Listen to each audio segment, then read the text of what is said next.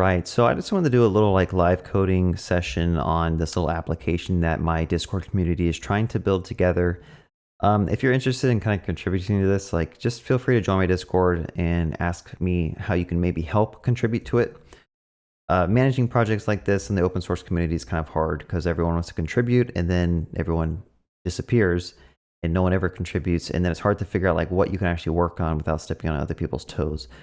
But let me go ahead and show you what we got. So we're trying to build like an online classroom for teachers where you can basically create an account as a teacher and you can create a classroom and students can join that classroom and you can basically upload assignments, give those assignments due dates. You can upload class materials and students can upload their homework and you can kind of view their uploaded homework assignments and grade them. Students can maybe see their grades, just like a typical online classroom thing. So just something fun that we can all work on and just try to learn together. And this project is using the T3 stack. So we have like tRPC, Tailwind, Next.js, React. Don't know what else I'm missing in that little overview, but basically when you first create an account, it's going to take you to this page where you have to choose if you're a teacher or a student. And once you've chosen if you're a teacher or a student, it sets your role in your database. We're using Prisma, so let me just show you real quick my Prisma database. Or sorry, my Prisma models. You see here on the user model, we have a role, okay? So this role, by the way, I think there's a way to do enums in Prisma, so I should probably come back and make this a real enum and not a string. But when you first create an account, your role is not set, it's null or undefined, which kind of prompts the user to go to this page. And then when we click on I'm a teacher, let me show you real quick. If I run npx Prisma Studio, I'm going to show you if I go to my users, I have Cody Seibert, my role is null. And if I go ahead and click I'm a teacher, that'll set my role. And then I go to my teacher dashboard. Notice that the role says teacher here. I'm on my dashboard.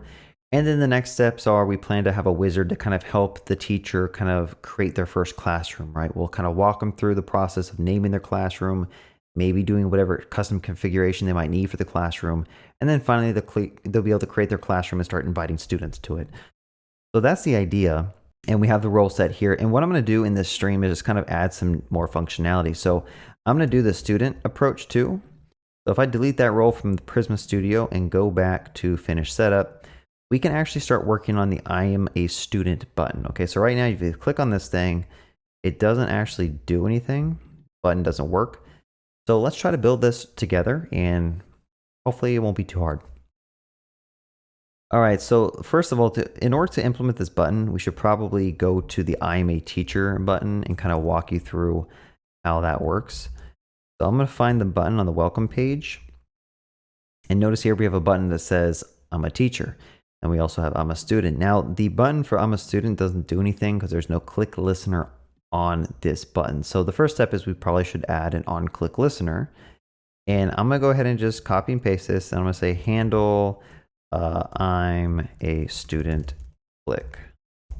You know, let me not do that. Let me follow the convention we have going. I'm going to say set role as student. In fact, I want to rename this to set role as teacher. All right, so let's go ahead and see if we can copy and paste set role as teacher. And I'm going to say set role as student.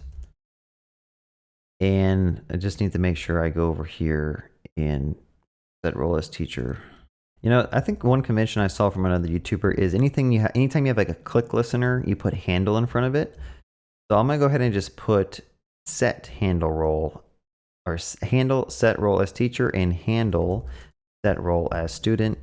Let me know your thoughts on that. Like, is using the handle keyword in front of your click listeners, is that kind of a good pattern that you should do? Maybe it is, maybe it's not. I don't know. So how this thing works is on the back end, we have a tRPC mutation called set role as teacher. And when you do this, you get a mutate async method you can call like this, where you basically call the method, it's going to hit the backend, and we are going to, let me go to the auth router real quick. So tRPC, you basically have routers and you put mutation, you set up mutations, right? So there is a mutation string called set role as teacher, and you can call that from the back end or from the front end like this, okay? So to follow this approach, we could probably just kind of duplicate this whole mutation, do the same thing for student. Maybe there's a way we can drag this up and abstract this away so it doesn't have to like have two different mutations. We could just use one and have the role passed in. But let's just go ahead and put a copy and paste that mutation in. And I'm going to say set role as student. And this tRPC mutation is going to take, let's see what it's going to do. Basically, how this works is you have an input that tells what the request can send over. In this case, we just don't care what they send over. But for the resolve, this is the function that's going to be called when the front end calls this endpoint, right? So we check if there's no role, or actually we check if there's already a role on that user, then throw an error because we don't want a user to change the role once they've initially set it. You don't want a teacher to switch over to a student or a student to switch over to the teacher. So we have this check here. And then we have a database update. So we do await context Prisma user update. And we say update the user's ID that matches the user's session ID. So context session, this is the next auth session. If you don't know what next auth is, it's basically a next library or plugin you can use to kind of set up authentication with your Next application. But I have it set up so that when this thing loads, we have access to the ID in role.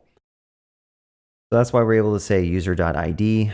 And then also we're basically updating that user object to have a role of student in this example. And then we just return some text here. So we got two methods. One's to set the role as teacher. One is to set the role as student. And I think we should probably try to make this into a helper function. Like we could go here and say const set role. And this could take in a role, which is going to be a enum. So I'm going to say roles. And we are going to basically, I like using fat arrows when I make functions. I don't know why. I don't like the function keyword. But let's just kind of copy all this code out real quick. And we are going to paste it in here. And instead of this thing being hard-coded for roll down here, I'm just going to go ahead and do this. All right, so it's the exact same setup. We do need to have some context though. So I should probably pass context in, which would be called, I'm not sure what this would actually be. It doesn't need to be any. I think if we go to the router, like there should be some context here. So we probably need to call it context, like so. And auto import that from, not from React. I might need to actually export this. Let's look real quick. I'm going to export context here. And then I'm going to go ahead and make sure I can auto import that from that context folder. All right, so what are we doing here? We're just making a helper function that we can call from either of these things to set the user role. So here in the resolve, I'm going to basically say return set user role, and then I'm going to pass in the context, and then I'm also going to pass in roles.teacher. So just doing some live refactoring. Hopefully I don't break too much. And then the same deal here. We're going to do the same thing for the student role. So now our code is a little bit cleaner. Again, we could probably make this into one mutation that takes in a role, but I don't really know. It's up to you if you want to do that or not. So let's actually see if this works. We got this shared function pulled out, and we should be able to call it from the front end. So instead of calling set role as teacher inside of this set role as student handler, let's go ahead and copy this mutation, set role as student, and let's autocomplete set role as student so we can call that back an endpoint. And I'm going to go ahead and call it here. And then we're going to go to a page called Student Wizard.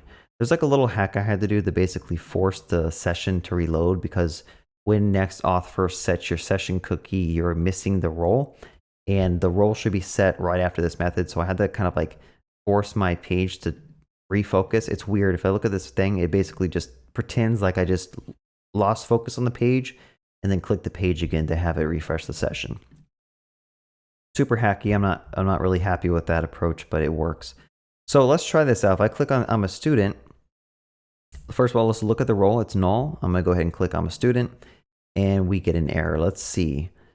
We did switch the role to student, so that's working fine. The backend worked. we actually did get redirected to Student Wizard. So I think this is all working. The only issue is we don't have a Student Wizard page. So let's go to Pages. I'm going to go ahead and copy Teacher Wizard. And I'm going to say Student Wizard.tsx. And inside of here, I could probably say Student Wizard and rename some of this stuff as well. So now if we go to Student Wizard, it should hopefully work fine.